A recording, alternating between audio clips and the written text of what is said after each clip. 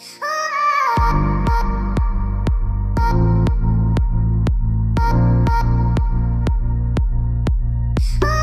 mamuni akwa eba Melodies TV so woko eye awoshi mango ase Ablekuma highway ne so and there is heavy presence of security eye aposi for any soldier for and other security national service personnel national security personnel omo wo ho a chese enye easy na nini na ene se womo a womo te sampotem no womo asore omo dosun ye womo demonstrate a block kwan no so womo maka bia emfa kwan so because womo say womo traffic light say ye enyende de bia ende yebeye ama enam so nti car abo enkrofo ewo ho enye easy in the space of just last week and this week kran yes enkrofo be 3 o say 4 o say den car abo mo ewo sa kwan ne so eno hu nti imebunu no hu ne say da bi we die womo mpene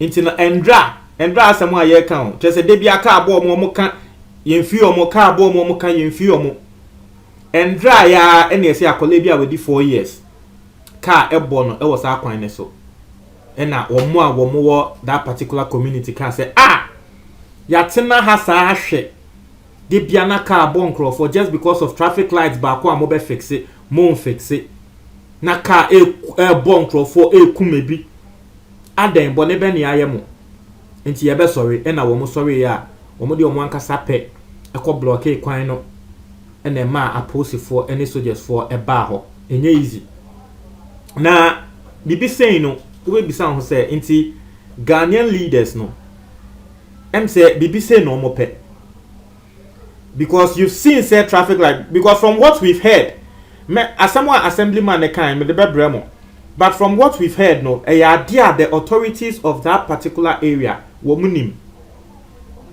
and the MP came there embra womu begu ho a womu ye demonstration na womu block kwan no na de ye MP ni nso no mebo so atremo na yanko assemblyman no asemo a wokan assemblyman no wo se wono de wo beka ne kre yes wono wo bedane assemblyman so far as ono obedane assemblyman ni one thing ye kra na enye about 10 people car abomo e was akwan no so all because of a year traffic light enye edwuma enem say bridge bia e was say wo fix it omo fix it sa bridge ni so ye o se wono one thing ye kra assemblyman no kasa one thing ye kra no nkrofo 10 nko e na abomo o se ono mpo de ne kre age ni nsem because of why every week ye beba ye say o car abo we wo kwan so every week tell say what the assembly kwa akoto MC enim sa wabre ono assemblyman no won say there is a higher authority which is the MC in so no depends e bia wono so de beto MP enim me ya hede e beko o si what the ato MC enim sa wabre mpo no the assembly age ni nsem nti nkrofo ne yo ma adwen say hombe demonstration ono as assemblyman no ye say na koni omo kasaba wo hwe se ne ade na age nsem a wo tumi nya hwenfa ho on to me nye enfa nkrofo wo mo demonstration mo se wo ye ne nti no no e wo se nkrofo no ekoso aye demonstration because hwe se wo bi ba ka abo na eku no na ne pako ne di ebufuo na nkrofo aba se ye be demonstrate na wo assemblyman wa ba begina o se mo mo demonstrate ye de bo bebo trim krefi ho nti ono de wo kan de obeka bia wontumi eno no ankasa admit ye se ade ne de sisia agensem na wono as assemblyman no as to say he has to respond to a higher authority why na afemu de but ni na ne yemfi now nti esisa no eye MP e ba ho the MP of the area ba ho na MP ni ba ho de ye de ye no no ankasa wonu ne ho ye born away ema wentumi amba mbegina wa ma one nkrofo ne kra ankasa because hu se ne nkrofo ne de ebufuo e pame ne na osankotina ne kam eno tukoye because na afei wo hwa ne life kra at risk. So it comes to the question inti MP no na wo nim because they say for a very long time and they say and then a traffic light na say you for a very long time several years inti na MP no wo nim say traffic light na say and then nkrofo no sorry say wo mo ba ho aba be demonstration no and then na wa ba ho say wo ni omo e ba be kasa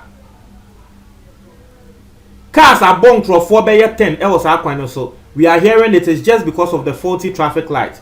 Because at least nanka traffic light or what will be better kwan no more will be say okay, red means stop, car stop it into the to me.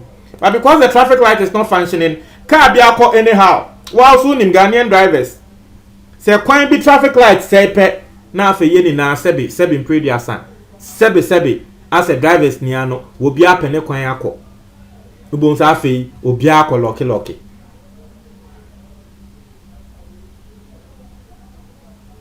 Intinami bisa the authorities over there idea we na mo pa na mama wati say people are beginning to understand say Ghana has say one sorry and fail bufuo anye bibia. The authorities will not listen to you. That thing it can breed terrorism in this country. Na was say ye because politician no leader no we who say idea we ya say pa won to nsan koye ma bibinsi mo obi mo janhwie ngu na nkrofo fa ebufuo sorry. That is when you know, and that's when you see say politician no will show you say okay. And so you ask yourself say into all that one na sa ade no AC na politician no he. Your guess is as good as mine. Me say sa ade no yanhwe ni ya it will breed terrorism.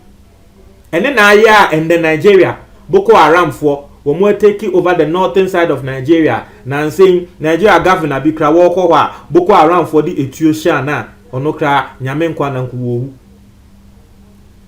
ene na Boko Haram la be no mobile enyama nkitinkiti say ya wo Nigeria and yes na violence no more pejom sa these things are fertile grounds for breeding terrorism.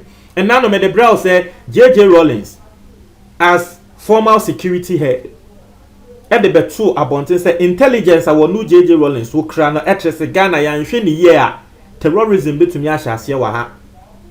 He isn't the only person. Me sanso the bremo say wo call American embassy ni can I read the story to you guys. Canadian embassy ni nkrofo omo ama wo mo citizens na wo mo te Ghana no wo mo bo mo kokko say mo hwe ni ye na Ghana nhwe ya yenya intelligence terrorism betumi ahase wo Ghana nti ufi Canada na wo Ghana hwe hu so ye.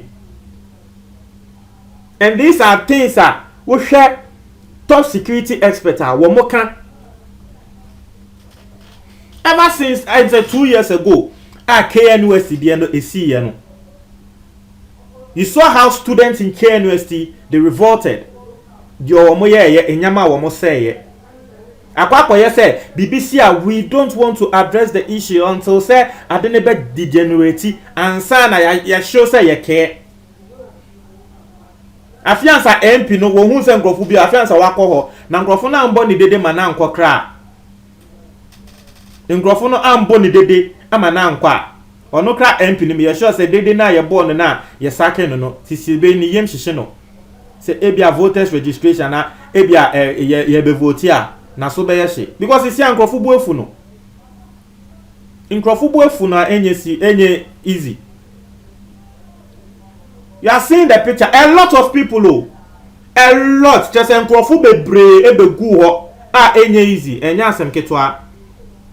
Nkrofo bebre begu kwan ne so a wo mo se we dey afono yen. But you see, if people can do this in times of a year coronavirus, and then America coronavirus no sisi and the urgent same wo ho.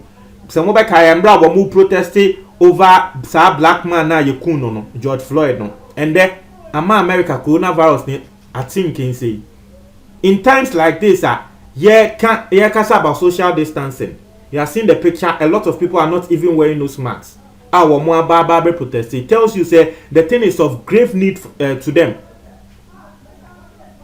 So our politicians, we beg you, yes Remo pa, don't wait till assembly bedani assembly as a jeans same answer.